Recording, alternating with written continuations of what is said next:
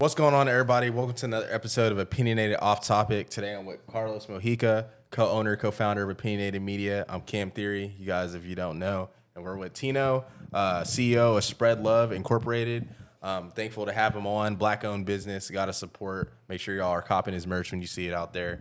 But we're gonna chop it up with him, dive into his story. I met him probably, 6-8 months ago at that pop-up. Jose had that thrift event. With the cars. Yeah, because that's one of our homies. We had him on the podcast twice because we shot him before.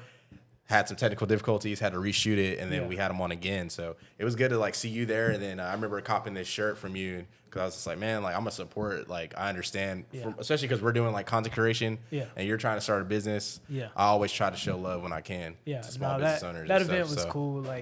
Everybody that came through and got to show love. Mm-hmm. I didn't expect it. My brand, everything I had to just sell out that quick. Mm-hmm. It was crazy because that was my first time ever vending with this business. So it's like doing a pop-up. Yeah. So just buying bulk is just nerve-wracking for me. Like I said, you don't know if people gonna like your stuff. Nobody knows about your brand. I might have 1,000 followers here and there, but that's not all Austin people, so it was crazy. But no, that was a good dope event. It's also nerve-wracking too because the money you have to spend to do that buy in bulk, because it's not you have to get you get 25 mediums, man. There's probably some larges out there, extra large. You have to gauge what common sizes are, and then the higher you go, the little bit more expensive they are. But typically when you buy a bulk, it's cheaper, but still overall expensive. And people always buy a size up. I'm a size up person in hoodies. I normally buy a XL or a large, just so it fits a little baggier, more comfy. That's what I do now. Yeah. So that's why it's I feel like everybody in our generation is starting to move towards that baggy style. Yeah, it's just comfortable. That oversized. Yeah. It's when we was young, we wanted to show some muscle wearing some tight clothes, but we older now, so it's it doesn't matter. Yeah, I want to be comfortable. One of our other friends that makes clothes, we talk about all the time. It's really because of Kanye. Really? Yeah. You think so? Yeah. He started doing all the baggy stuff, and that's everybody started. Every kind of trend he said it. That's kind of what people started gravitating to. So his fashion, he's just a fashion icon. So, he is. But he's wearing baggy now. Yeah. And then kind of when he started wearing baggy, that's when everybody started wearing baggy. I can see that. Yeah. For sure. But give us a little backstory. Where you're from? Basically, how you got here to where you're at now. Right. So me and my family moved from Dallas to Austin. I've been in Austin for all these years. I still call Dallas home because I still got my family there, of course. Cowboy fan? I used to be. Used to be. Hold on. I just can't. So it's a crazy story. Later on, I know we were super young, but when Troy Aikman retired, I still remember that day, and I was just I don't know if I can rock with them no more. I really liked him. I don't know why, but my homeroom was as a kid growing up, Dallas Cowboys. Everything, cups, covers, blankets, towels, everything was Cowboys. But now I'm a Steelers fan. Really? Yeah. So you went from Cowboys to a rival. Yeah, that's crazy. A rival. It's kind of a rival. It's kind of not crazy. It's not like the Eagles. They don't it's not like the Eagles or 49ers or Giants. They're mainly our rivals because they were tied with us in Super Bowl wins. Yeah, and they are both in the NFC too. All are in the NFC. Yeah. Well, I'm talking about the Pittsburgh. Oh, they were tied with us. Us and them had the most. And then 2000. Was it nine? The last time they won with the Cardinals. Mm-hmm. Yeah, and then they have the most. Yeah, so AB is I still think he's one of the best receivers there is. Bro, they actually posted some stats about him the other day, and crazy. His stats are ridiculous. Ridiculous. He's cold. Hall of Famer, first ballot. If he didn't have the antics, it's not even a. Yeah, I feel he can't take that in consideration, but because it's all field, what he's doing on the field, that still matters. Yeah, that's what matters because you're in the Hall of Fame because what you did on the field. Exactly. Yeah. Now, obviously the off-field issues are a problem, but what he did on the field, you can't overlook. Yeah, but back to that. Been in Austin for all these years. Went to Conley High School. After I graduated, went to Texas State University. Did my 4 years there. What really got me into this clothing stuff is I want to say sophomore year, they had a fashion show and I was actually modeling in it. And at Conley or Texas State? Texas State. Okay. So yeah, my sophomore year there at Texas State, I was about to be a junior, but they did a spring show or something. and I got to model in it. But in this like fashion show, it's just like local people, like some of the students or whoever they wanted to come, get their brand recognized at the university. Like they sold tickets and everything, like, and it was a party afterwards. But like just that whole moment, just to see like people's brand in a fashion show, even though if it was just for a college, like that is cool. Like I'm actually still fire. I'm sporting somebody's brand, and I'm talking about I did like 4 people's like brands, like brand changing. Like it's like it was crazy. Like just seeing that, I was like, dang. The school threw that on? No, I can't remember the organization itself, but I do remember the people that organized it together. But it was just like a club. That's fire. They just put it together, and I'm talking about this event packed. And like we decorated, the models and the directors decorated this whole this venue. We had like dirt, and then we had like leaves. Like I think it was like enchanted forest or something like that. That was the kind of the theme. But like everybody had their like whatever artist or person, designer, they picked their models who they wanted to wear which and what, and it just from there. And then like just after that experience, like I used to like love modeling and like doing all that, and then like I started going straight more into photography. But like once I saw like that is cool, like I'm rocking somebody's brand, like somebody made this and they had some cool stuff. And like it just motivated me. I never jumped into it, but I just said one day I want to start a brand. What'd you go to school for? For my bachelor's, I actually got my master's there too. For my bachelor's, I got for advertising, and my minor was in communication studies. Okay. So I had a dream of just working for an advertising agency, going from there, working a basic 9 to 5 like I still do now. But for sure. but for I now. wanted to work for now, exactly. Yeah. I did want to work, at an advertising agency, and as I was getting older and like going through like sophomore, junior, senior, I was realizing like advertising doesn't really make a lot of money. Like creatives, I was a creative at the time. Like I wanted to do that. And you have to do it. It's a lot of work. It is, and you don't get paid enough for what you do. It's a lot of wear and tear on the body. Exactly. So shout out to all the creatives in advertising. Keep grinding. Hopefully you get recognized for your work. But yeah, so I did that, and then I went and got my master's. So 2020 is when I graduated college, my undergrad. So obviously we all know 2020 was a terrible year. Right when I was about to graduate was like May. So 2 months before that, in March. You know what I'm saying? So the pandemic hit. I didn't get to walk the stage. It was just a bad experience. So like I felt super empty after that because they had graduation online. Yeah, that's a moment because everybody's there, family, friends, I didn't picture, even go like to everything. Everybody's like, "You didn't do the online graduation?" I was like, "No, I don't." It's not the same. It's not the same. No, I worked my ass off for 4 years. I want to do something with it. Jump in the lake afterward, like. Didn't do that. I didn't even go do that. We couldn't do that. They closed the park. So it was too much, and like I was very lost after that because I had this like image of myself being in back here in Austin, starting my life off, being a first gen student, XYZ, and. I was like, oh, I'm going to have my job, have everything figured out. I got my internship, this and that. The COVID cut my internship. I lost 5 job interviews because of that. Damn. Like, I had them lined up. I'm talking about I saw my future bright. And then COVID just, like cut else. all that. Yeah. Like, just like it affected everybody. But after that, I was just really lost. And then I was still doing photography for grad photos here and there, wearing a mask and everything. Just awkward, but, you still got to do what you got to do. And then I had one client. She, we were just talking. Her name is Akila, and we were just talking throughout the shoot and everything. And next thing you know, we just started talking. And I was like, "What do you plan to do after this? Since you're about to graduate?" So I'm gonna go get my master's. I was like, I ain't never thought about that. I was like, okay, what in what? Oh, marketing. This program, my friend. She was like, my friend told me about this program in marketing. I was like, I did advertising. So I can do this. So after the shoot, I'm hitting her up about it, asking like 1,000 questions. I'm just like surprised she even kept responding. Yeah. I kept asking all these questions, but thankfully she told me about it. I submitted the application probably the day of my birthday, June 29th. It was due July 2nd, which is like 3 days before. So I turned it in late because I wasn't sure what I wanted to do. I was really hoping I can go back to Austin and go get a job, but there was no jobs in 2020 at that time. At least big businesses, corporations. A lot of them were shutting down or just cutting people. So I ended up applying, and I got in, and I just started going to grad school at Texas State University, and I don't know what it was. I think that idea, that fashion show, I was like, I need to do something. I'm bored. Because, you know, we're still in that pandemic time where not everybody's outside or doing a lot. I was just bored just doing school. And I got to the point where I was like, okay, I'm going to make a brand. And this wasn't even supposed to be what it is. This is supposed to be about photography. I was like, I have all clientele. I've been doing grad shoots for 3-4 years. I can make money off of my brand for photography. It was supposed to say, take a pic, it'll last longer. That was gonna be my first slogan on a like crew neck or a hoodie. And I was like, okay, this could work. I hit up my friend I worked with in this marketing internship.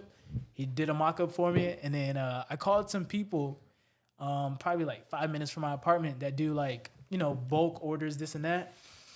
And they told me the price. It was like maybe like 8 to 10 for like 500 because of the amount of stitching for the embroidery. I tell you, boy, I said, yeah, okay, I'm good. So that's exactly what this brand was supposed to be. It was actually supposed to be for my photography. It wasn't even supposed to be a positive, like... What got you into photography? Like, where did that even come about? Come in? Yeah. Really, junior year of high school. I was in a class full of freshmen in a theater class. Couldn't do it. The lady was mean already.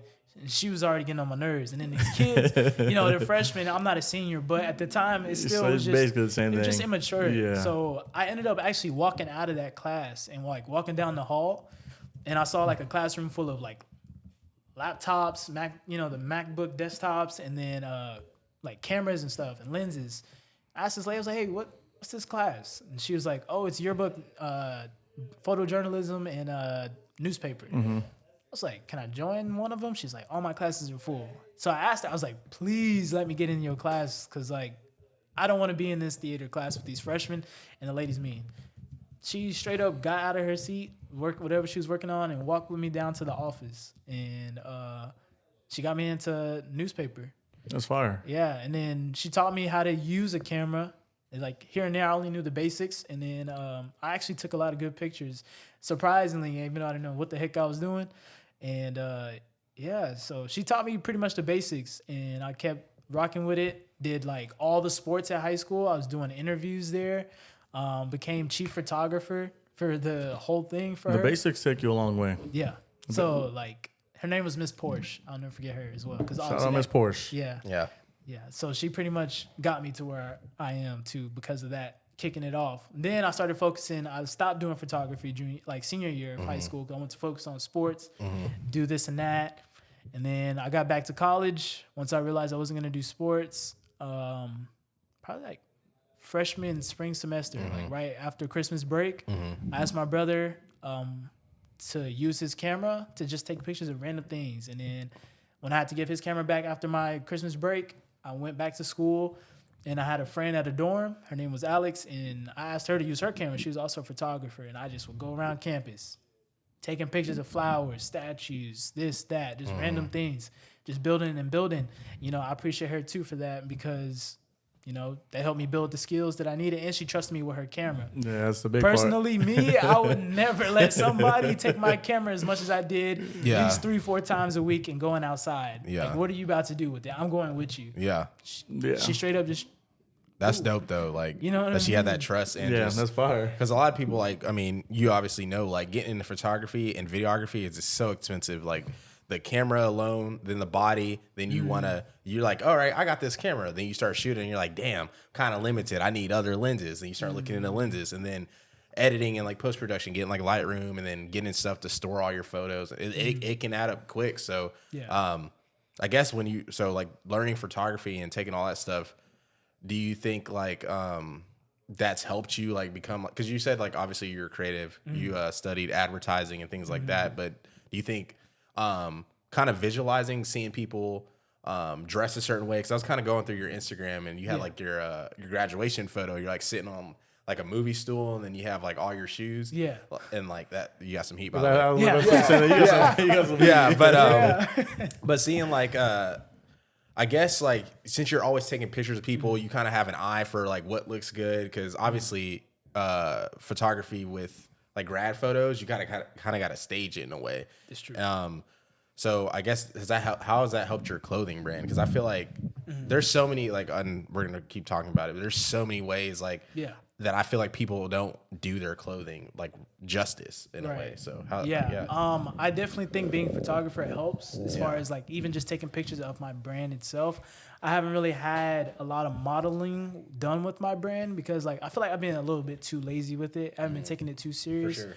But I do feel like being a photographer and like being into fashion has definitely helped me get me to where I am today. And like seeing what might look good. Because, you know, there's a lot of brands that I see and I'm like, it's not good. You just threw something there. A lot of stuff is like copy and paste, especially with the way Instagram is. Because he was off social media for a year, but I was telling him like, bro, I see like merch companies that I like, and I start following them through the ads on Instagram, but then I'll see like this other merch company and they just like take someone else's idea and then put their words on it and then they sell it too. So it's a lot of stuff is kind of redundant. That's also very annoying as well because I've seen it done myself. Yeah. Not for my brand at least. I kind of seen something similar, but nothing like jocking completely. But I have followed this guy who does like character tees, like Marvel tees, and I'll be seeing all these people just like he draws every single shirt out. His name's Chronic Images. But he draws everything out and like I see all these other brands just be taking it and like put like a small little twist to it. Yeah. And they just sell it. Yeah. You know?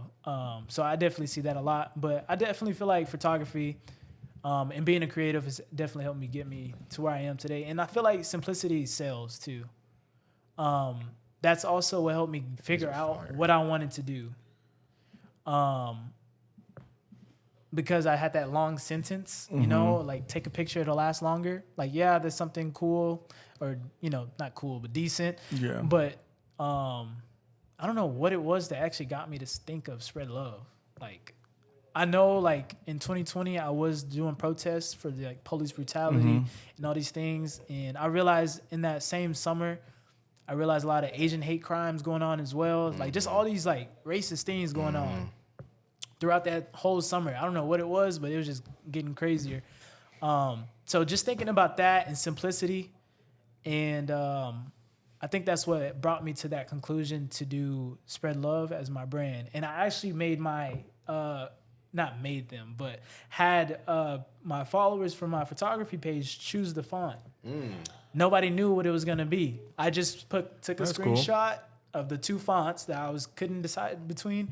And I don't know if anybody remembers that, but that was like 2 years ago now. I just had my 2-year anniversary for my brand. Yes. Yeah, that's fine. Not too long ago. But I actually had them choose the font and everybody chose the font. I mean, at the end of the day, I was going to choose what I wanted. Yeah. But they chose the font you wanted? Yeah, they chose the font I wanted. So I was like, okay, good. I see I'm on the right page. And I feel like anybody who starts a brand or just even thinks about it, it's nerve-wracking because you don't know if people is going to rock with you. You know what I'm saying? I don't have a lot of supporters from the Austin area. Bro, yep. And that's the thing too. Like we've obviously learned it the hard way. And now that we've been branching out and stuff, and obviously as you get bigger, then the local people that you knew are going to be like, oh, like, bro, I've been seeing your clothing or whatever. They're going to try to support it now. But it's definitely one of those things where when you start something, that like your peers are just like they feel like they know you on like a real personal level, so they feel like, oh, so and so's dropping shirts and hoodies, like I'm not gonna go buy that, but I'll see some random design online and go buy that. They also expect it for free. That too, for free or for a discount or anything like that. And I get that question all the time, especially for photography services. That too, yeah. You know what I'm saying? It's like at the end of the day, you know, y'all not asking these designer brands, you're not asking Jordan brands for discounts. You might ask your friends who work at Nike for discounts, but at the end of the day, when you spending this $80 on an essentials hoodie, I can go make that hoodie. I go get that made in China. Alibaba. Alibaba. $8. Yeah. I promise you. I can go get a bulk order right now. Yeah. It's not that special, but like at the end of the day, people are not asking them for discounts, but like since they know you, they feel obligated to do that and feel like you obligated to give them a discount because of how long y'all known them. And I feel like it's just not doing anything for the brand because me and him are talking about like how are we gonna go about our clothing, like how are we gonna brand it and all that.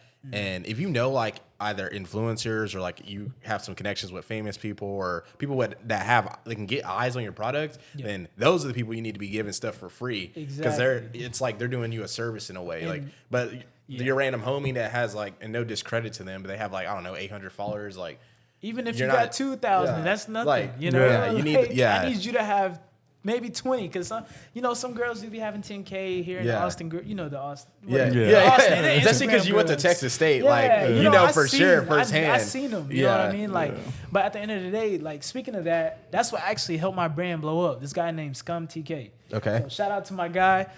Shout him out for that because I've always like sent him something and he's wearing it in his streams. Man, he's got like 20, 30, 40,000 subscribers, really, followers. Yeah. So I actually will never forget this Twitch? day. Mm-hmm. What's his name? Scum TK. Scum, like SCUM TK. He was actually just with Your Rage and really? What's his name? Kai Sanat? Yeah. Yeah, he was just he has 158,000 on Twitter. Is he more of like a just chatting streamer? Yeah. Yeah. Okay. He's pretty funny. I watch him a lot when he does post his YouTube videos and things like that. But he's actually the person who's really helped this brand take off. I will never forget this day. I was going to Hawaii. I want to say 2021. And I'm talking about my DMs he took a picture, like a selfie with my Spread Love hoodie, the regular with the embroidery. It was just the dark chocolate one. You can barely see the whole thing. I'm talking about, it said Spread LO. Mm-hmm.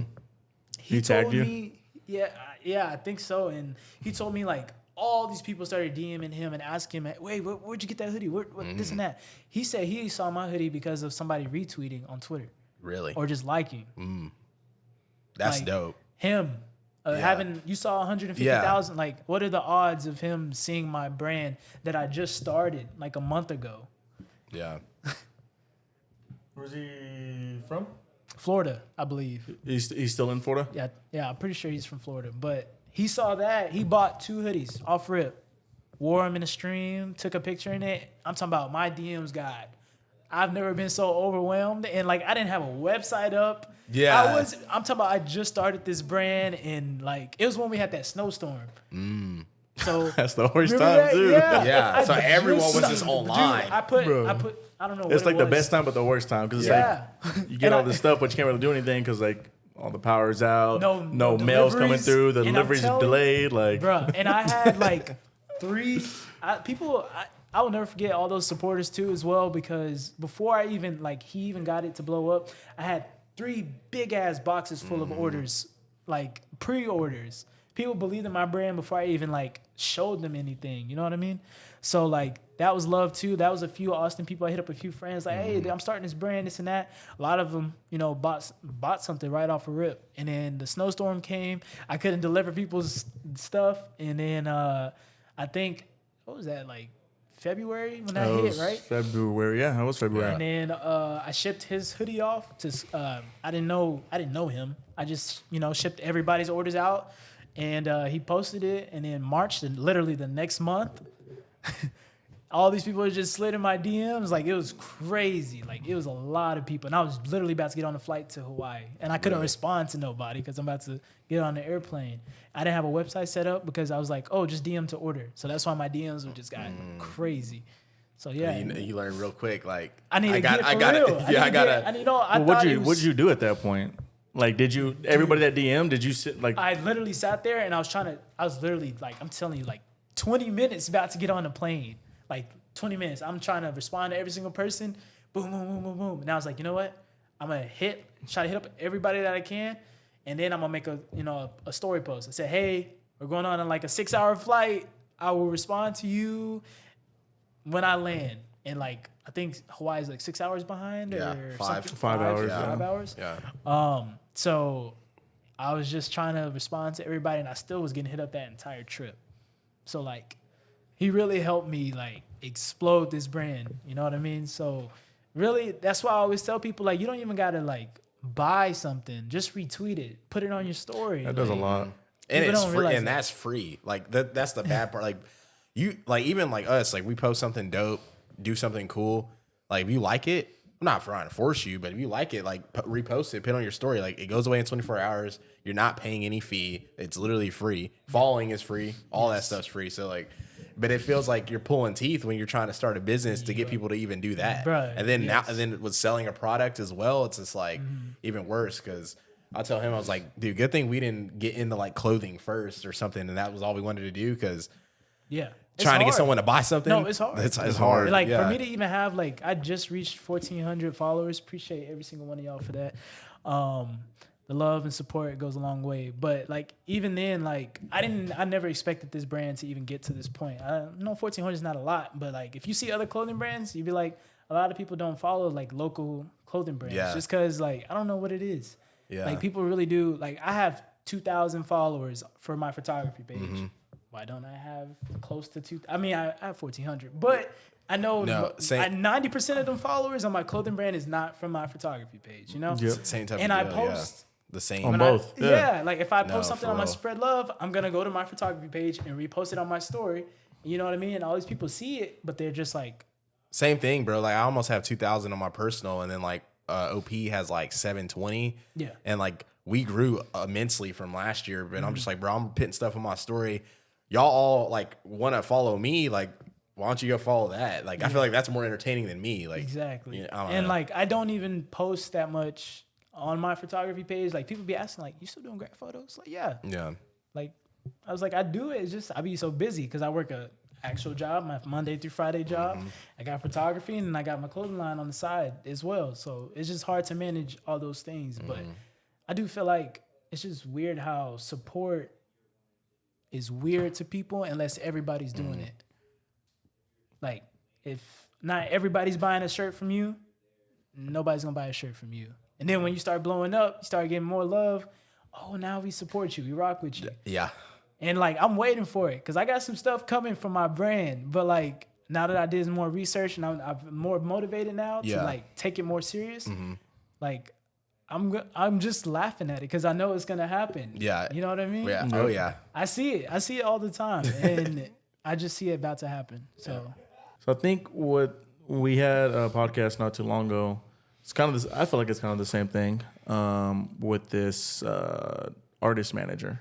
Is that how you say it? Artist manager? Manager? Are you talking about Frankie? Yeah, Frankie. Yeah. He manages music artists. But he just says the reason why it's hard for people to blow up in Austin for music is because there's a lot of gatekeeping because everybody wants to be that first person. And I kind of feel like in general, no one's really blown up from Austin. So I kind of feel like that's just the same nature. There's just a lot of gatekeeping. Everybody wants to be that first person when in fact there's so much room in this world for everyone to do the same thing if they wanted to. Like I don't understand why there's gatekeeping. There's especially music, you're not gonna listen to the same artist every single day. Exactly. You're not gonna wear the same shirt every single day. Yeah, I do feel like people always want to be the first for something. I feel like we are all guilty of that. You know. Some people be like, oh, this and that. Like me, I be telling people like, nah, I put everybody on this artist. You know what I mean? But I post this artist. I'm not like keeping it away from you know what I mean? So I do feel like a lot of us are super guilty when it comes towards gatekeeping or trying to be the first to do something. But I don't understand why people do that. I don't know. I have no idea. Yeah, it's I think it's more so like, I don't know, because thankfully, like, we've met a bunch of people and collaborated with them, and everyone seems to want to do that. But I actually posted this quote, like, literally from the other day on Opinionated. It's like a Rick Rubin quote. And he said, hold on, I'll have to read it. Hopefully it's still up. Because he'd be taking his post down. He's like I'm a post and then delete it guy. But basically he said, it's still up. He said, sometimes what looks like collaboration is merely subliminating egos, not actually working together. So I feel like a lot of people here, they want to collaborate, but it's more so of like a transactional like relationship or like a transactional exchange. How they can both benefit. Yeah, which from is like this how you want it to be. interaction. Like you obviously want to collaborate with people so y'all can both benefit. But I feel like a lot of stuff is just like not genuine. And we have some friends that live in Scottsdale, and then I've talked to people from like LA and stuff, and they said like those environments, everyone moves to those places because they know they can blow up. But they said the energy there is just like, what can you do for me? What can you do for me? Oh, you don't have a certain amount of following? Okay, we're not working together. Like that type of thing. And I feel like even in Austin, like all the creatives, we have so much potential here, but I think if there's somebody that's like the highest, I feel like people are going to be like, nah, you can't be the highest. Like you need to be here with me, instead of being like, shit, you got the best opportunity to blow up. Let's like help elevate you. Cause that's how it should be. Cause normally it will come back like for the city. Cause people will be like, oh, that person's from Austin. I'm going to go check out Austin, see what else is coming out of there. That's how it should be. But like, That's why Atlanta blew up. Everyone- and rapping, like everyone's kind of like plateauing, like they're the same. I you know? honestly feel like it is this city.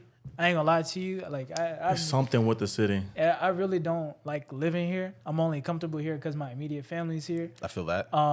Really, I've been telling people for years, even like in high school, even after I graduated high school, I was like, I don't like the people.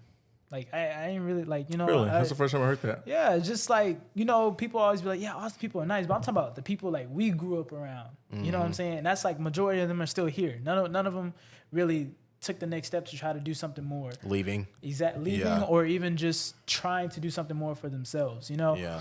And I don't really like it here because of what we're discussing right now. You know, how you just really set a good example when you said Atlanta. Because, like, I really see how they all promote each other. Yeah, it's try to work together. Literally. They try to do something. And Yeah. push each other and get their people up there. Yeah. Same for Memphis. They do the same thing. Yeah, yeah. Like, I just feel like here in Austin,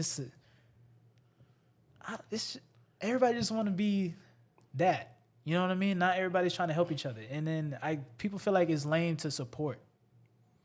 No, definitely. Like That, I mean, that's It's really especially your closest weird. friends. Yeah. yeah, Which is weird. it's It is. it's always like feeling like you're pulling teeth to get somebody to, like we were saying earlier, like post something, buy from you, any of that stuff. And I don't know what it is, like, because I feel like people that just, if they're not doing it, like, and there's nothing wrong with this, but people that just go work a 9 to 5, get off, do whatever every day, and then go out on the weekend, like that's like your prerogative, fine. But I feel like if you're not in the creation space or entrepreneurship space, then you don't really understand it. So therefore, your mind isn't like, this person needs help, or my retweet or repost could do something for that person. Like my people could see it and they could like it or whatever. But because like with us, we never have had a problem sharing anything. Even if we just meet you, we're gonna support you like we've known you for 10 years. Right. And Just like how I met y'all at the event. Every single one of them bought a shirt. Yeah. You know what I'm saying? Never met these people a day in my life, but the people I went to school with or anything like that, it's just it's nothing. weird. It's like some of them, of course, you know, supported. Like your close friends, they got you, but like people you knew that you thought were your friend, like Yeah. No. Yeah. And it's like, bro, you don't even got to buy nothing. Like, I don't need your money. Like, even if you like, retweet, repost, And that goes a long way. it does. And I don't think And there's anybody nothing wrong with realizes that. it. Yeah, no. Because, I mean, the same thing with, I was going to bring up earlier with music, is like, if you're collabing with somebody, there's a 99% chance their audience has never heard you.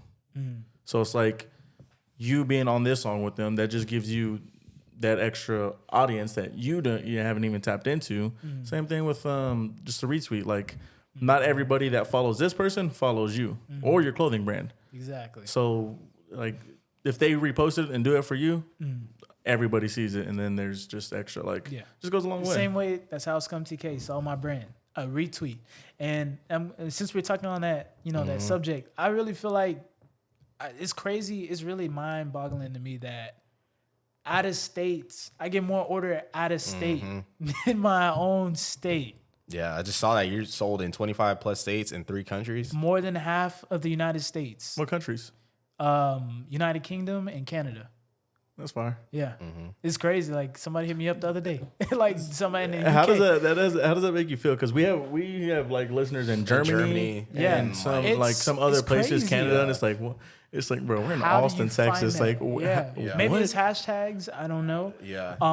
But at the end of the day, either way, like that's crazy that we're even able to like connect with somebody like way across seas, or even if it's just Canada's right up the street from us, but still it's like that's a lot. That's big to me. Very grateful for that. Like when I got my first United Kingdom order, I'm like, what? Dude paid like $70-$80 for shipping. Jeez. just for shipping. Yeah, because the shipping is Shipping. crazy over there. Yeah. I'm talking about shipping, and he still Bruh. dropped the bag on the hoodies, on the shirt, on the that's hat. love. Like, Yeah, that's fire. doesn't know me. Yeah, Nobody's that's doing love. that. You know what I'm saying? Nobody's doing that here in Austin. It's just that's what I'm saying. Like, it's weird to me. I get more support. California is probably my biggest supporters. California is probably in New York, that northern area in New York, Yeah, New Jersey, California, New Jersey, and New York. I Those feel are like probably- people like don't like streetwear. Yeah. Like people in Austin, like yeah, they're kind of like they like dressing, but I think like you mentioned California and New York, these are states where like streetwear is like everything. Like you always see celebrities there wearing like nice clothing, and then obviously the other clothing people like clothing brands. Yeah. That's just everywhere. Like Kiss, New York. You have all these brands. Supreme's New York. I'm pretty sure California has brands, but. Yeah. It's Everything. just like more common I there. think Roots from California. Yeah, roots. Okay, so like it's all more these- common, yeah. And here it's just We don't have nothing. it's not you know what I it's mean? not really a common thing. Like people like to dress, but like the streetwear culture I feel like is still pretty new here. And it's just more so now vintage. Like Yeah. I Yeah, feel like that's a vintage is bigger, definitely bigger in. trend here in Austin now. Is People it have been thrifting. for Is a it an while. Austin thing? I thought that was kind of like a Oh no, it's an Austin popular thing. Definitely an Austin It's thing because it's a popular thing, but like now, like here in Austin, I feel like it's definitely like the thing to do. You know what I mean? Because they even have a market now, like on every Sunday Yeah. at Pavement, every Sunday, and like all these vendors from like San Antonio, wherever, set up right in front of Pavement and go there. there's like the Stacks like has like vintage stuff like Like UT, vintage is just UT stuff. what it is. What's in now? Yeah, Yeah. like even like I like it. yeah. Oh, and we I went to- love I go I love vintage shopping vintage, all yeah. the time. We were gonna me and Kat were gonna go to like this vintage UT, like they were doing like UT clothing. Oh, for Fade Box? Yeah, right there, bro. We got there. I think it started at like 8 or 9. We're pulling up around like 9:30. Line is literally wrapped around like that's the what I whole mean, Fade Box yeah. place, and then way through the back. I'm like, bro, like this is crazy. Like even if Yeah. we got in line, it's probably gonna be sold out. Yeah. Yeah, it's insane. Like It's growing. It's It's growing. it's It's crazy. like TikTok trending. Whatever trends is like what is everybody's gonna hop on now. I've been collecting probably. I started vintage shopping probably in 2020. I started getting back on shoes because I love shoes in high school. But then I was like, something else I want to collect. I started collecting NASCAR tees. And fire. That everything was a big thing too. NASCAR Yeah. tees. you And then, know? like, the And that's jackets, why- too. That's why I made that shirt because Yeah. I was like, NASCAR tees sell like That's crazy. why I asked if you watched anime. Oh, so Yeah, like I saw that, the shirt. Yeah. It's really more inspired. The Japanese style is more inspired by the car itself. The car scene. Yeah. So that's kind of why we have that. I put that font and yeah. So, But that stuff sells too. yeah. Like Yeah, just the Japanese like theme stuff. Yeah. That's a big market everywhere too.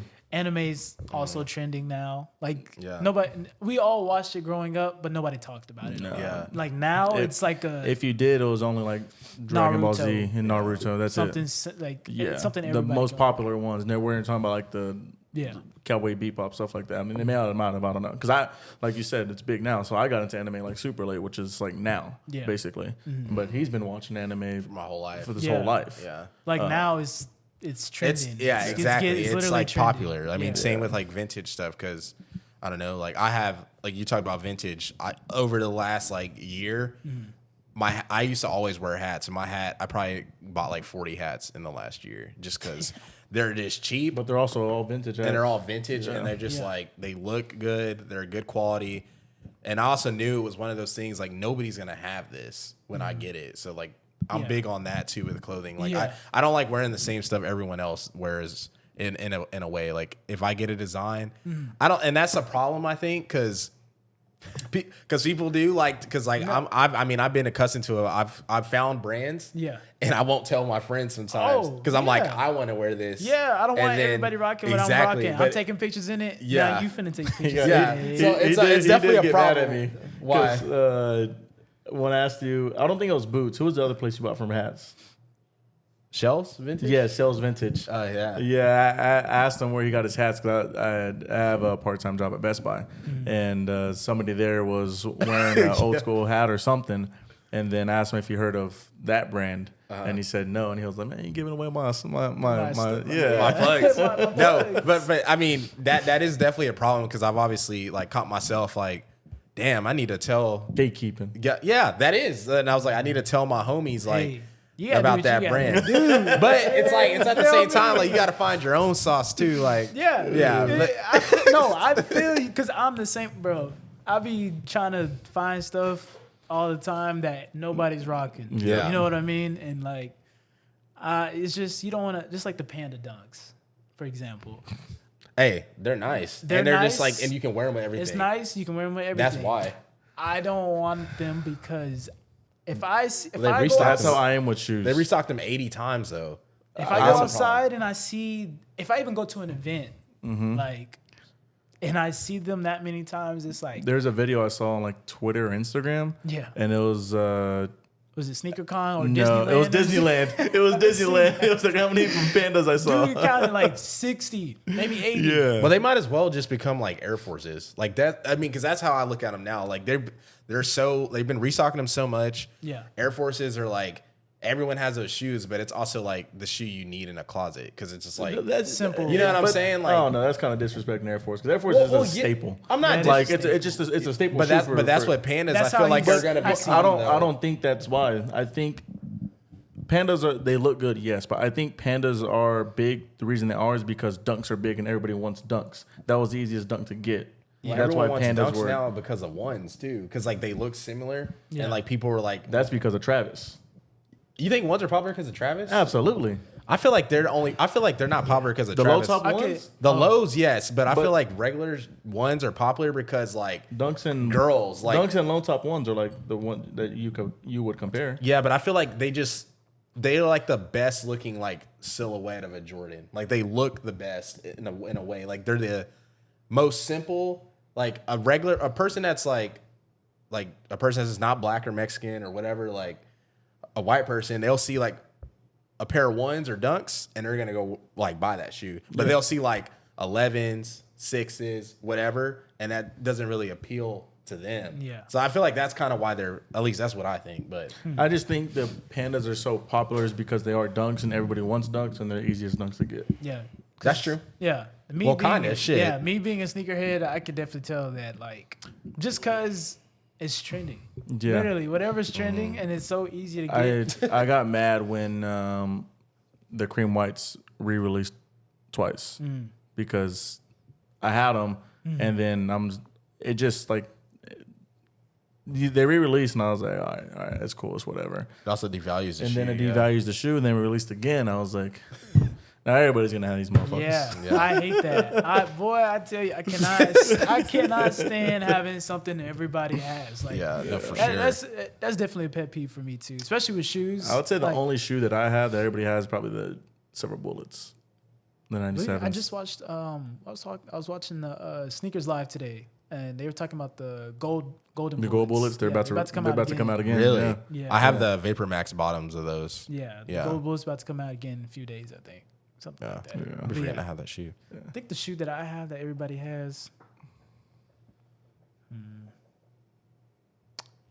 I can't honestly think of one. I have a lot of heat. I mean, in your picture, you had some heat. Yeah. Oh yeah, bro. Yeah, you had some. Maybe some Yeezy slides. Everybody got Yeezy slides here and there. One of our I don't know how many pairs of shoes you got. I guess two of our other friends.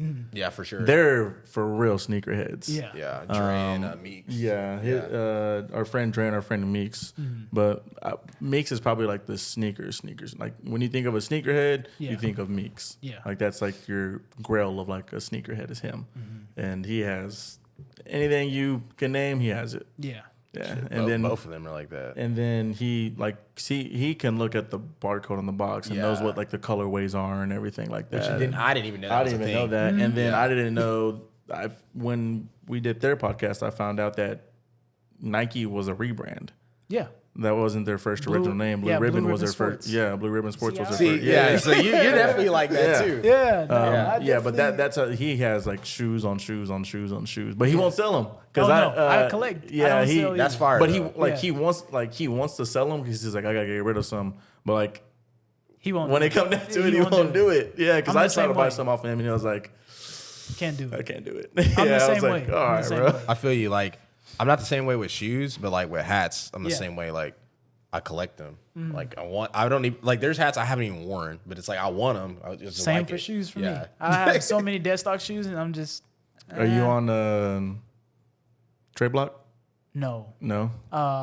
I've heard a few things about it, but haven't really like you wouldn't tapped into it because like I don't even know if you can really see the quality of the shoe. Everything has to be dead stock. Really? Yeah, it's all gets. I think I've seen something bad on Twitter before that kind of pushed me away from it. I can't remember what it was. So everything I know is that everything has to be dead stocked, and then everything goes through an authenticator, like everything else does. They have their own authentication place. I have to look at that. But yeah, everything has to be dead stock, and then you can just trade whatever you can get. Like say you have a pair of 4s, some Frozen Tundra Yeezys, and some Gundam 97s for Travis Scott. Whatever. Ones. Yeah. Interesting.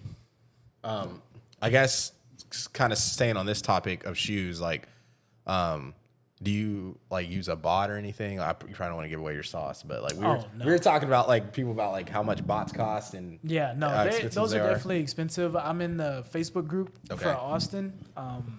There's people who have bots. You can see them.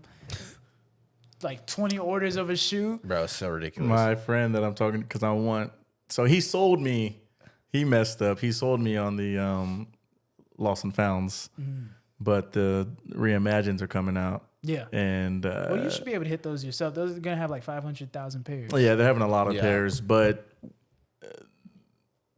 it's still going to be hard because of how popular the shoe's going to be. Yeah. And I think the price is still going to be up regardless. Actually, they dropped down to like 300 now. They dropped down, but I think they're going to go back up. I don't think so. You don't think so? Too many pairs. I was literally talking to my friend about this probably like 3 days ago. I told him way in advance. I was like, these shoes are going to drop because of how much stock there is. The stock is ridiculous. It's like the most stock I've seen. The stock is ridiculous. Yeah. But that could be a false number. They're just saying that to get people's hopes up. But for them to do a shock drop. Which I wouldn't doubt. For them to do a shock drop, exclusive access, and an official drop, they might actually have that many pairs. Yeah. I sold them a side drop. Yeah. I saw it too late. I was in Jamaica. I was in I saw it Jamaica. too late. Literally doing shit. I didn't even get to see it. I was out the country. Yeah, I saw it too late. I was like, bro, I hate the app though. So sneakers be bullshit. It's the worst. How much do you ever, anything that you make shirt wise, do you ever like vision yourself with it, like put a fit together and you're like, I like this. This will Honestly, go like nice with this colorway of shoes or anything? Yeah. I've never really put an outfit together for this brand or anything. So when that snowstorm hit, what I actually did is I had snow on my balcony. So I put my hoodies on the snow and I put shoes that matched it. So like a chocolate brown hoodie I had, I put the mocha ones next to it. And then I think a crew neck I had was a red crew neck. I put that down and I put the playoff 13s or something like that. So I just put shoes next to it. I don't know why I did it. I just did it for whatever reason. But as far as like designing t-shirts, picking out colors, never really like, this would be good with an outfit. I kind of like think of like, what is colors that people like? You know what I mean? Earth tones is always going to be like, that's why I did forest green, the dark brown, and then like the charcoal gray. I just threw that in there because you don't see that. It can wear it with a lot of things. Everything. Yeah. Like I've never seen a charcoal gray hoodie. Like if you really think about it. I have a lot of hoodies and I don't. I have one in it, but it's like a Gymshark charcoal gray. Yeah. It's like I've never seen anybody really rocking a charcoal gray hoodie. If you really think about it, you don't see that. You see black, red, brown, green, or baby blue or blue. So I try to like think of colors that everybody likes before I even like release anything or anything like that. As far as t-shirts, I kind of just try to follow a trend. So like when NASCAR tees, when I realized I was collecting NASCAR tees, I was like, why not make a NASCAR shirt? And then I saw he's wearing the champion shirt. I seen a lot of this design is super fire with the ring. Yeah, that's fire. Yeah, like that's fire. I see like brands doing the big champions. And this shirt is a shirt that's timeless. Right. That style of shirt, because especially in like if you're in a college area, that's a shirt that people can wear in college, and it's just timeless. Yeah. And I feel like that style like might not come back again. You know what I mean? Yeah. It's not going to be popping like it is what it was for the past few years. So I feel like what I really try to do is follow a trend, put my creativity to it, put an idea together. Like my next drop, haven't even told a lot of people. I actually really haven't told anybody. But my next drop for my brand is probably gonna be like more of a baseball type of thing. He's been talking about that. So I played baseball. Yeah, I did too. You did too? Yeah. So I have a baseball shirt in mind that I want to do. Yeah, because baseball season's here. Exactly. Yep. I've had some other like because they're all vintage looks of my ideas, but I've had like each sport, like a football season, I thought of a football shirt, and then basketball season, I thought of a basketball shirt, and then baseball's here, so I like thought of a baseball shirt, and unfortunately, for the other two, it just wasn't the time for it. They could still come out, right? Just at that Not time, right now, that time, we weren't ready to do that yet. Hopefully this time we can get the baseball shirt out, right?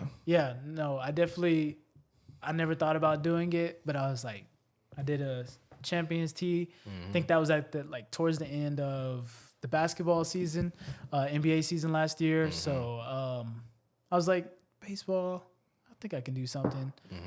So that's gonna be my next drop. I'm very excited for that. The design is bad to make both of those look like. Do you have dates or no?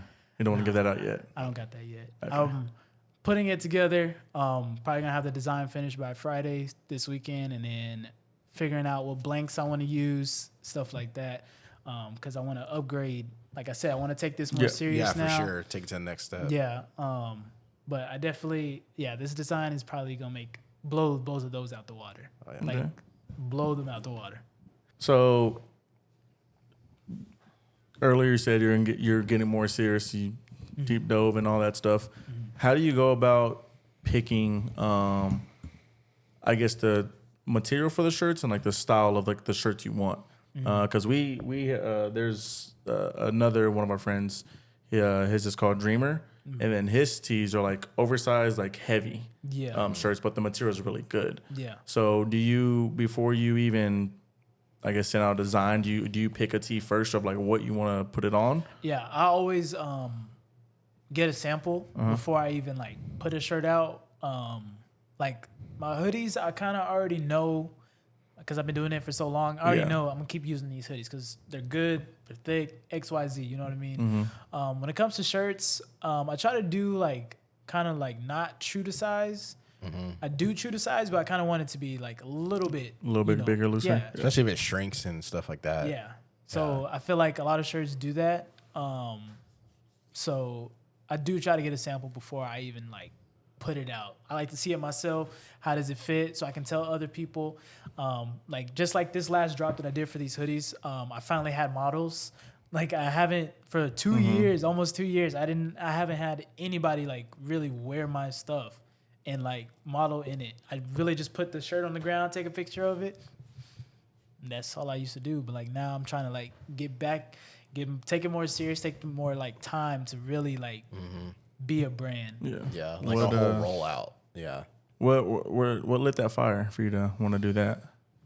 I don't know. It's like when you're a creative, like you be having like bursts of like motivation, and then you have like that fall. You know what I mean? Where you're just coasting. I feel like I had that a lot with photography as well. Like I used to do creative shoots like crazy. I used to have ideas. I find a model, put this idea. I'll be driving. I'll see a location. I'll be like, oh, I'm gonna go do a shoot over there. I'm gonna do something to make it creative or something. And then you get burnouts as well. Like where you're like, man, I don't know what I'm gonna do. Same happened with me with this brand. It's like, okay, what's next? You did a graphic tee. You did 2 graphic tees. You did hoodies already. You did crew necks already. You did hats. You did this. What's next? Like, I feel like I would go through a lot of, everybody goes through burnouts, you know. But as far as a creative, it's really hard to keep on having that drive to push you to do more. And I feel like as far as getting models, and what pushed me to do that is that I needed to do it. Like, that's not giving people a visual of how this fits. Even if I tell you and give you the size chart, it's nice to see somebody who might, I usually, you know, I did girls and me, but at the end of the day, you know, at least it's nice to see like, okay, that looks nice. Yeah. They styled that good together. I can see me wearing that compared to just it being on the ground or on the floor and me taking a picture of it. It's hard to visualize you wearing it, you know? So it's better to see a human actually wearing it. It's like, okay, damn, that's hard. You know? And a lot of people can't like even dress too. Like, my mom used to always be big on that. Like, what? I can't dress. Oh, like my mom used to, because my mom, like, she does styling and all that stuff, and just like thank God for her, like learning from her, like how to like color coordinate, how to like wear the same thing a bunch of different times, a bunch of different ways. Like a lot of people, they're like, dang, I want to wear that, but they're kind of like, they don't want, they might not purchase it because you might make, I don't know, like a bomber jacket or like a Letterman or something. And to someone that doesn't, you know, like dress like that or all the time, they're like, dang, I don't know, like they're going to be a little iffy. But if you can put it on a model and have it look a certain way, people can literally, if they want, go take that exact fit and go wear it themselves. Look and put it on themselves. Yeah. So yeah, I definitely think that's super interesting. I guess like when you're dropping your clothes and stuff, like you mentioned that you have a fire baseball tee coming soon. Are you more of like, do you want to start dropping collections, or is it just going to be like, oh, I have this idea, I want to drop this specific shirt or hoodie or whatever you decide to do, and then I'm going to drop that? Or are you going to think you're going to pit maybe 4 to 5 pieces together, really take that time on it, roll it out, and then drop that all at once? Right. I think, in my opinion, at least, it might not be the right terms or compared to everybody. I feel like everything I've dropped has always been like a collection. Okay.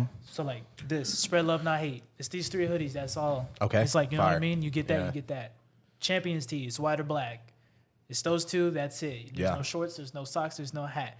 It's just those 2. So it's a collection. So like that's called a Champions tee. This is called Spread Love Not Hate. That shirt's called the Racer tee. So each one is a collection. Okay.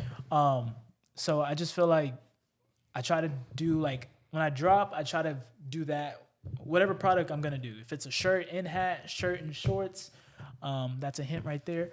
I'm not gonna speak more on that. But even if it's just that, I try to focus on that, because I do feel like I have seen brands drop. When it's like, no, you need to drop, promote. And I feel like I've been doing bad at that when I first started this. I didn't have knowledge. I was just jumping into this. I came out with those 2 hoodies. It was like the dark chocolate and the tan one. And then, okay, February's here. Valentine's. Red crew neck, black one for Black History Month, and something else. You know, I was just jumping into something, and I didn't really think about like, hey, you actually need to grow this brand. Like, you need to be consistent. I don't know if y'all seen the S and the L logo that I did that drop. Yeah. Like, I rebranded too quick. My brand didn't have recognition. And people might know what it is, but a lot of people, like, when they saw me wearing it, you from St. Louis? No, it's Spread Love. You from St. Louis? Because it looks like the baseball logo, you know? So, you know, I got that a lot, but it's like, no. You know, obviously I don't expect the world to know who my brand is when they see it. But I was just dropping too much because I'm like, dang, I need to do something new. I need to do something new so I can stay relevant. I need to do something new. It's like, no. All you had to do was go make a video, go make a TikTok, go do a photo shoot of somebody wearing it. I didn't do that. You know what I mean? I finally with these hoodies, I did a reel. I did a giveaway, and I did models wearing it. You know what I'm saying? So it's like, I'm starting to get better, start thinking, start doing the actual process to really build a brand instead of just drop here. Because I feel like you definitely have to do that, especially now, to separate yourself, because everything's just getting so competitive. And then if you look around and see like your peers, they're rolling out a certain way with their clothing, you're like, damn, I got to step it up a notch and get to that level at least, or elevate more. Have you ever thought about dropping like an essentials line? Like once you get your collection and stuff established, like we were kind of talking off camera, but just maybe having something maybe you change it up seasonally or yearly, but like just something that people could always just grab, and it's just like a simple design. Yeah, that's kind of what the website's there for. Like the racer tee is not on the website. A lot of people DM me still to this day, like 2 years already after that's dropped. Hey, how can I get that racer tee? I'm like, I can place the order for you and get it for you. But like, I don't know why I haven't put it on the website, honestly, because it did sell a lot. But yeah, I just feel like when it comes to that, I try to keep some products that are like the best selling products, or like depending on the season, like if now it's pushing towards summer, so maybe I can take away some hoodies, you know, but like some people still want to wear hoodies, you know what I mean? So hoodies is kind of like, I try to just keep those as like, I feel like those are my best sellers. It's one of the easier things to rock too, like Yeah. Like with shirts and stuff. Some people are like, they don't know how to Put it because a hoodie doesn't necessarily have to go with whatever you're wearing. Is a go thing because to it's the just a jacket. Yeah, it's just a jacket. Throw it on. Yeah. Go on about your day. So yeah, I mean, I am trying to just I try to keep my brand casual too. I don't try to push too far into streetwear brands. Even though like the next shirt I'm about to drop is probably, you could consider it streetwear. But I try to keep it more casual, so it's like the same thing, something for everybody. You know what I mean? Don't want to push too far into like, dang, you got to be stylish to wear his stuff. Yeah. I'm just like me right now. I'm wearing Simple. this, Yeah. sweat shorts and some Yeezys. You know what I mean? Yeah. So something casual, but it still looks good. So that's kind of what I try to push towards. Nothing like you need a drip. Like those streetwear brands, you know them brands that we talking about, where you gotta rock the kids, some shit. the You know what I Rudes, mean? Yeah, like you really need to rock some shit. With it. Yeah. Like I'm not. That's not what I'm like. That's not my goal with this brand at all. Got you. A lot. Kith really. I mean, Rude really, because Rude has some just exotic stuff. Yeah. Because Kith's more just simple. Yeah, Kid's pretty simple, and they do a lot of collabs and stuff. Rude has some Y'all seen like crazy 40s pieces. and shorties? That Yeah, I have a few shirts I like got a that. jacket from them, and it's like a museum art picture. Like the whole jacket is like and it's like you can't be casual with that. You got to really put some shit on. I got a hoodie from Sean Witherspoon has like a clothing brand called Late Lunch, and I got like a giveaway from them. And I wear like this green shirt a lot, but it's just like super like bright, vibrant colors. And then even the hoodie I got, it's like pink, purple, and then has like a bunch of colors, and it has a big ass dinosaur on the back of it. So it's like, you can make stuff like that, but it also, like we were saying, it just intimidates people. Like, if someone that's like, they're not going to be like, I'm not going to wear that. I'm not going to wear that shit. Yeah. Like, you really got to be a specific type of person to wear some of this stuff. Or you just have to be a fan of whoever made it. Too. Yeah. Like me, I just want somebody to look at it and be like, oh, I can wear that. Not like, can I pull that off? No, it's like, no, I can easily wear this. Yeah. So, yeah. So like, I think I don't know, because I don't buy many clothes, but the gaming org, so earlier, the Optic, the website, that's kind of what they do. They'll drop pieces, and then once they're out, they're out. Yes. But they have like one specific spot that's like an essential line, and I'm still don't even know if it's an essential line because some of the items on there say sold out. So I don't know if they're like some people ever coming back. Probably not. Or but they've been on like since the website launched, which has been a while now. Like it's been on there, and like everything else is like sold out. Or they'll just take that off the website, and then once the new piece comes on, they'll put the new piece, and then once that's like done, they'll get rid of it. Yeah. That's kind of what I did actually. I still have my tan SL, like St. Louis looking logo. I still have that on my website, and it's sold out.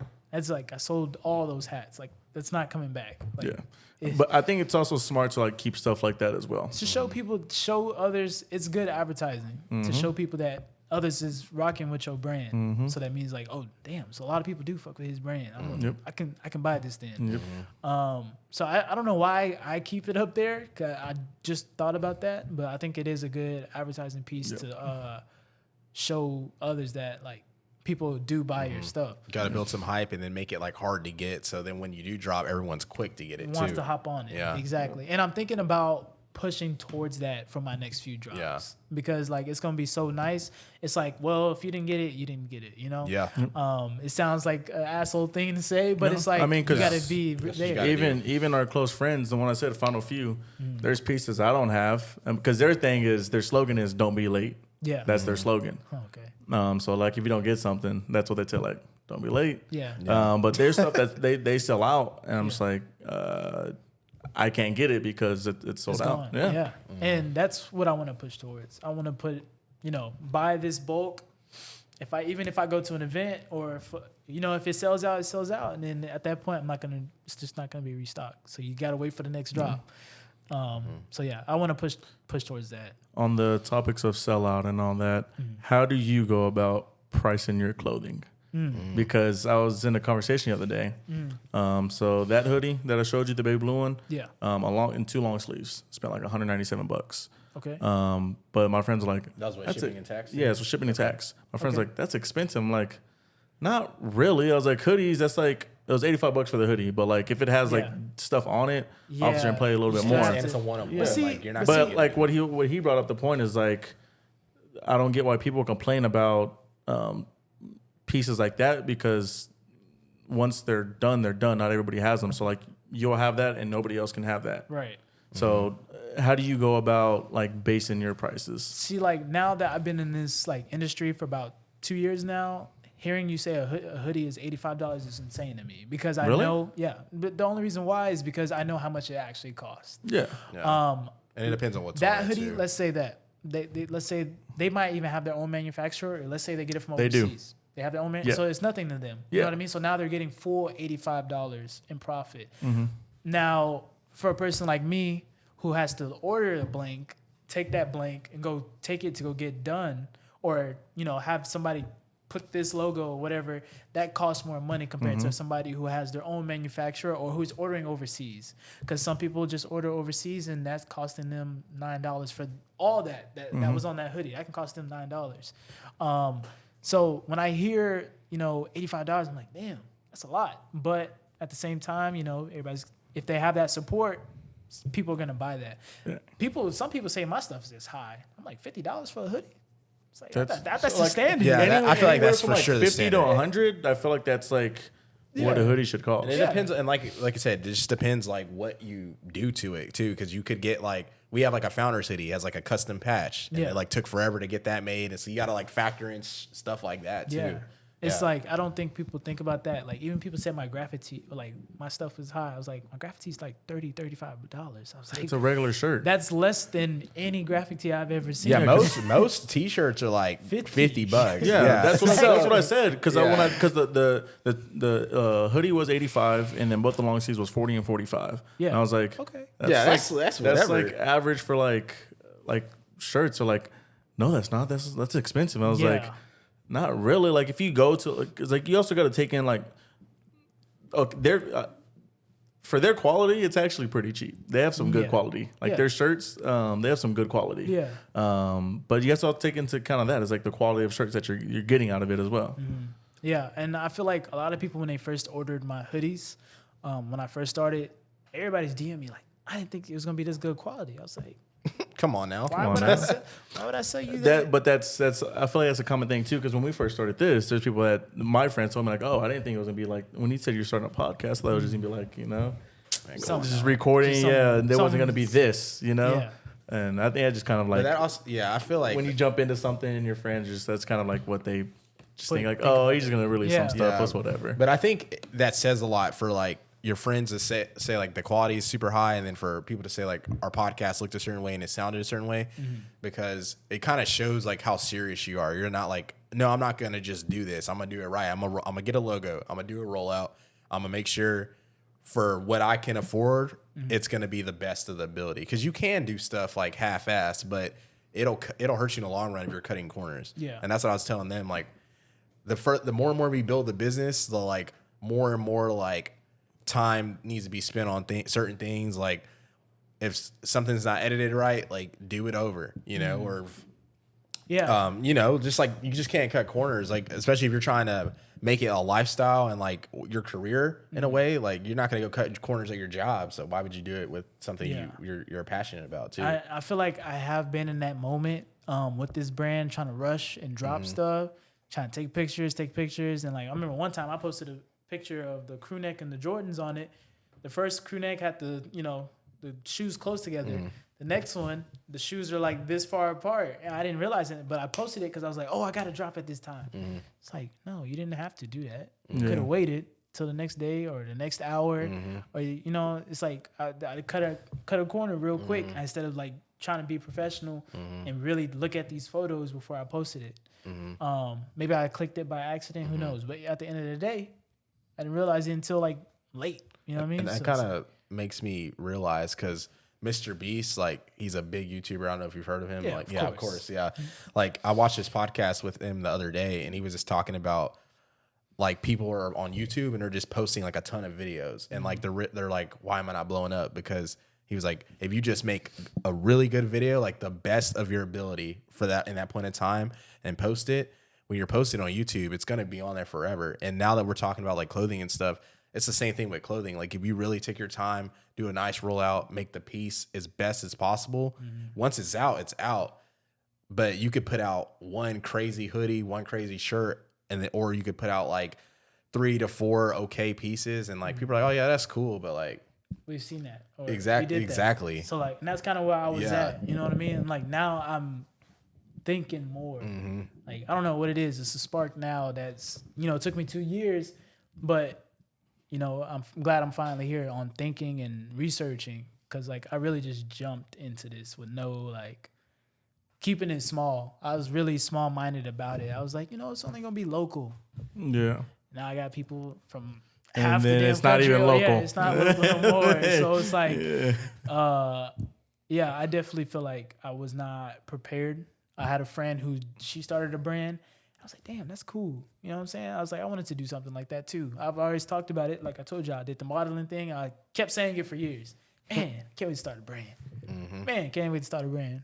Didn't do it till like, 3 years later? She was probably like motivated me, like showed me the ways that she was doing it. But like my scope of where I ended up was bigger. So like she was more local on about it and stuff.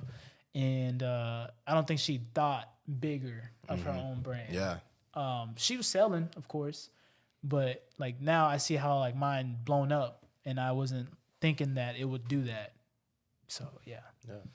Cool. Yeah. Yeah. I guess one last thing. How do you feel about like collaborations, like collaborating with other brands and like making a piece? I feel like I'm not sure if a lot of people ask me as a brand. Maybe 1 or 2, maybe, like big maybe. But I feel like a lot of people like will hit me up and be like, hey, do you need a model? And this and that. Like people I don't even know. And I'm like, like people literally jump in my DM and be like, oh, I have this many followers on TikTok, this and that. And I'm like, okay, maybe. But I still don't like always follow through with it. Do you think they're saying that so they can get something for free? Like they might have a following, but like it might not be worth it for you, but exactly. Like them like, oh, let me see if I can get something for free. Yeah, I do feel like a lot of people do DM to get something for free. Yeah. Just because of their followers, they think, oh, this is a new brand. It's a small business. They're just gonna give me something for free. Like the entitlement almost. Yeah. I've had quite a few people doing that. Like even some people who has like a lot of followers even did that to me before. One dude DM'd me like, oh, pay me this much and I'll take a picture in your brand. And this guy like takes pictures, hangs out with celebrities, this and that. But it's like, how do I know you're going to do it? I pay you and you ghost me and then what? Yeah. You know what I mean? I have that issue. I'd rather just grind and do it the way that I'm doing and like just blow up my way. Yep. Even if I can't get the most famous person, this and that, it is what it is. Yeah, you know? For sure. I guess 2 last things for me. 1, what are your goals for Spread Love this year? And then 2, going back to the collab, we'll do 3. Who are 3 people you want to do a collab with? It could be like, as an example, like you want to do a collab with Nike, or you want to do a collab with, if you'll still hear Virgil, just stuff like that. Okay. Oh, is it already back on? Yeah. Oh, okay. Yeah. All right. So what's the first one we're gonna jump on? Goals for Spread Love this year for you that you want to. Small or big? We can. I'll do both. I think my goal was to reach like 1,600 followers. I set that like New Year's. I said like, oh, I want to reach 1,600. I just reached 1,400 the other day during my anniversary. So Very grateful for that. I feel like I thought it was a big goal, but now I'm looking at it, it's small. It's very achievable. But, getting support is not always the easiest thing. So I would say that's probably small and big at the same time. My other goal with this brand is just to do better, be more consistent, just do better overall, just with deliveries, with quality for timing, just everything. Overall, just really take the time to really put the work in with this brand when it comes to even if it's a TikTok reel, photos, models, studio shoots, anything like that. I want to do better than what I've been doing for the past 2 years because I feel like I've been super lazy, haven't really taken the time to really build this brand because it can be so much bigger if I was way more consistent. If I really did reels, I did my reel with these hoodies. First day, 6,000 views. Like it's that easy. You can really, if you're just consistent, more people will find a good sound, a sound that everybody listens to on Instagram. Click that sound, make a video. You're good. You're gonna get those views because everybody likes that sound or hears it and they're like, oh, I like this. So yeah, I think that would probably be my goal is just to do better overall with this brand. Collabs, the second one. Yeah, and who are like 3 people? It could be a celebrity. It could be already somebody who's making clothes, or it can be just another content creator. Right. But who are 3 people you would want to collab with? I still want to rock with my guy Scum. TK, he's got me to where I am. Any other streamers, really. I know my friend Denzel, he's hopped on that streaming stuff as well with Twitch, and he's started getting big. He started hanging out with Your Rage, Scum, and all these other people. They had a whole event in Austin. They actually all came down here. So really just anybody, who, make people laugh, smile. They have a positive message behind them. I'm willing to collab with them. So really not really stuck on who specifically who I want to collab with, but I feel like anybody who has a positive message, even if it's just making people laugh, I feel like that would be good. And I do need to work on that as well, is getting more ambassadors or just even finding some people I can send merch to help get that right recognition. Yeah. Exactly. Yep. Last one. That was it. The last thing was, do you have anything for us? No. What's y'all's goals? Let me ask that. What's y'all's goals for this year? Big goal. I mean, for me, the big goal that we want to do. You can do this one. I'll do the big. Get in the studio. I want to get in the studio. Just tired of recording here. You wake up to it, you go to sleep to it. Like it's here. Yeah. So we can get a studio, and it's not even just for a place for just creatives to go and do stuff. It's not even to necessarily make money out of, but it's just a place for us to create, and then our close circles to come create. But just get in the studio. Yeah, because we definitely we have all the resources and all the stuff in play to get it done. Now it's just about, and that's why I was telling you off camera, why that Dallas trip was so beneficial for us, because it's setting us up to really take these next 2 months to really plan, start building a business structure. I want us to start trying to figure out how we could maybe have something that we could present to an investor if something popped up, or trying to figure out how we could get a sponsor for everything we do, so we can drink a certain water, drink a certain drink on the pod or something like that, Yeah. And then we want to get monetized definitely on YouTube. We're pretty close. We're at 579 subs last time I checked. And it's just super hard, honestly, especially the way our content is, because we post these and then we do sports videos and we kind of do a lot of stuff, but I think it's going to help us in the long run for when we're bigger, because we can just keep posting that and people are they know that's what that channel is everything. And I'm going to go there for that. Yeah, exactly. Yeah. And you could be they're him and our boy Steve that's off camera. We're about to shoot a UFC video after this. And it's there's an audience for that, and then I do a lot of college football sports videos because I played and stuff, so I'm still passionate about that. But eventually, having this media company to where me and Carlos show up, we do the off topics, we talk to other entrepreneurs, business people, creatives, whatever, and we just kind of do that. And then all the other shows we have underneath, within the company, it's just we can bring creative dreams to life. That's kind of our slogan. Have somebody that maybe wants to do a sports show or something like that, come on our platform. They're an employee and they do those videos, they do that content. And is that the big goal? Because you said to do just the studio. Okay. I mean, I count it as a small goal. I mean, yes, it is a big goal, but since we're almost there, it's not really a big goal. But monetize. I mean, get it monetized. That's our quote unquote small goal now.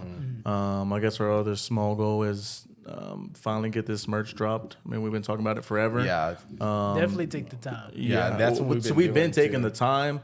It's just there's certain things we still have to do that aren't. This stuff isn't aligning. Like time isn't aligning, so to say. And we're always so busy. Like we're pretty short-handed. So definitely, if we're making money, like we do need to maybe try and find like some kind of intern, maybe like at the end of this year or beginning of next year, so we can like kind of give that person the social medias or give that person the podcast, and he can edit that, because Carlos edits the podcast and I edit other stuff.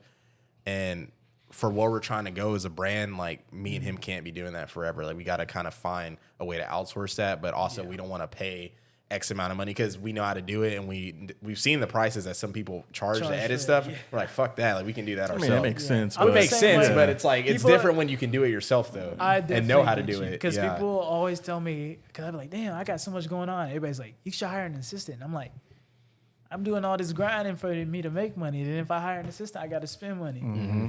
It's like I'm not there yet to get to that point. I can do it myself still at this point. So one of our last pods we just released, there's a guy who shoots football videos or high school football for Dan Geyer. Shout out Matt. Yeah. And he was telling his wife like, oh, it would be great if I can get other angles or any of this or other angles and pictures and whatnot, a video and whatnot. She was like, "Oh, how much it is to hire somebody?" I was like, "No, we're not hiring anybody. Yeah, you. Yeah, I need you to help me. Yeah.